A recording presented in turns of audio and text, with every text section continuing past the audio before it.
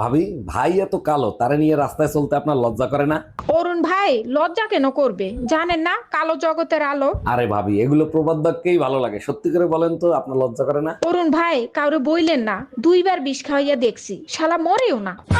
এই কই তুমি শিগগিরই আসো, দেখো রান্নাঘরে কত বড় একটা সাপ। ভালো করে দেখো, সাপ একটা না দুইটা, দাঁড়াও আমি তারাই দিয়ে আসতেছি। আরে সাপ দুইটা না একটা, তোমার ভয় লাগে না সাপ দেখলে? ভয় কেন পাবো, আর সাপ দুইটাই, একটা তাড়াতে পারবো আর একটা তো ইচ্ছাদারই নাগিন। অরুণ ভাই, আপনার ভাই প্রতিদিন রাত 2টার সময় বাসায় আসে, কি করি বলেন তো? ভাবি, ভালোবাসা কমতি হলে এমনটা হয়, আপনি বেশি বেশি ভালোবাসবেন, সব ঠিক হয়ে যাবে। অনেক ভালোবাসা দেখছি, কাজ হয় না, এখন সিদ্ধান্ত নিছি হাত উঠাবো। ভাবি, হাত উঠে কোনো কাজ হবে না, আপনি এক কাজ করেন, দুই পা উঠে দেখেন। হ্যালো বেবি, তুমি তাড়াতাড়ি চলে আসো, তোমাকে ছাড়া আমি পাগলের মতো কাজ বাজ করতেছি।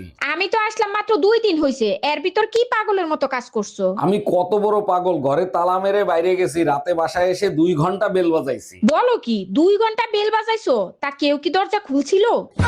আচ্ছা মায়া, এবার 21শে ফেব্রুয়ারিতে মাতৃভাষার জায়গায় যদি পিতৃভাষা পালন করা হয় তাইলে কেমন হয় বলো তো?